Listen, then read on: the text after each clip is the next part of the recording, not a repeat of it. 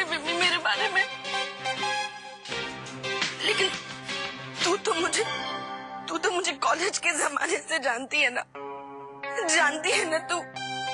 तुझे क्या लगता है कि अगर मेरी बेटी शादीशुदा होती तो क्या मैं दोबारा उसकी शादी करवाती?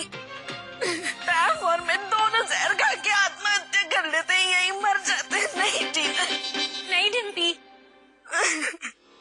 मोना, तेरी इस बचकानी हरकत का अंजाम सबको भुगतना पड़ रहा है। पापा जी, मैं सच्ची। इतना घिनौना इल्जाम लगाया तूने मोना, ये सब करना जरूरी था? ब्याह के दिन तमाशा करना जरूरी था? मम्मी जी बस, तू अच्छी तरह से जानती है करण और पैम की शादी के लिए मैंने डिम्पी को जबान दे दी है। लेकिन अगर तेरी ये बात गलत निकली तो पुत्र याद रखना, तेरे लिए तेरे पापा जी हमेशा हमेशा के लिए मर जाएंगे। अब हम तेरी एक बात नहीं सुनेंगे। ऐसे मत कहो पापा जी, प्लीज। मुझे पता था आप सब यकीन नहीं करोगे, इसलिए मैंने हरलीन सिंह को बोला कि वो यहाँ पर आए। दारजी, आप क्यों इसकी बकबक सुन रहे हैं? शादी की रस्में शुरू करवाइए। नहीं, बिना सच्चाई को जाने ये शादी नहीं हो सकती। अम्मा जी, मैं जानती हूँ मेरी वजह से आप सबको बहुत दुख पहुंचा है, पर बस ये आखिरी 15 मिनट मुझ पर भरोसा करके देख लीजिए। बस 15 मिनट। जी अम्मा जी, अगर आज मोना की सच्चाई साबित नहीं हुई तो मैं आपको वचन देता हूँ कि मैं और मोना आपको कभी अपनी शक्ल नहीं दिखाएंगे। अगर 15 मिनट के बाद भी अनंत कारज की रस्म अगर नहीं शुरू की तो मुझे जाने की इजाजत दीजिए। माँ साहब, आप दरवाजे पे क्यों खड़े हैं? अंदर तो आइए। आइए, सब लोग आइए। 15 मिनट हो गए। अब दारजी के कहने के मुताबिक शादी की रस्म शुरू करते हैं। आइए दारजी।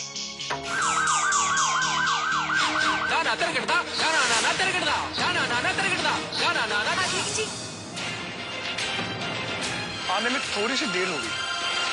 दरअसल पहले मैं यहाँ आना चाहता ही नहीं था, लेकिन फिर मुझे मोना जी की कहीं बात याद आ गई। हाँ, सच ये है कि पैम ने मेरे से सिर्फ और सिर्फ पैसे के लिए शादी की।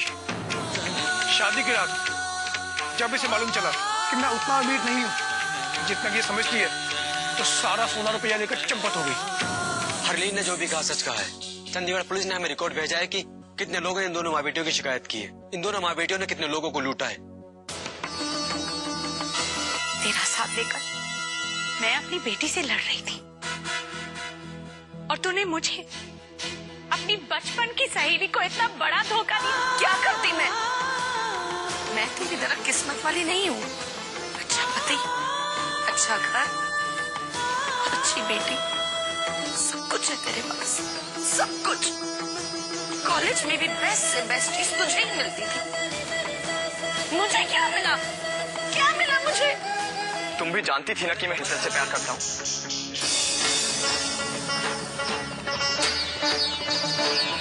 मैं भी कितना पागल। आज पहली बार मैं हितल से अपने प्यार का इजहार कर पाया, लेकिन शादी तोड़ने के लिए सिर्फ इसलिए कर रहा था ताकि तुमको तकलीफ ना हो। वाह पुत्र वाह,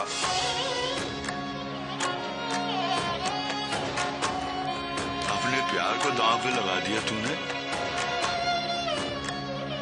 अरे दारजी हूं मैं तेरा, एक बार बताना तो था तूने मुझे। सॉरी दारजी, आपसे बताने की कभी हिम्मत ही नहीं कर पाया।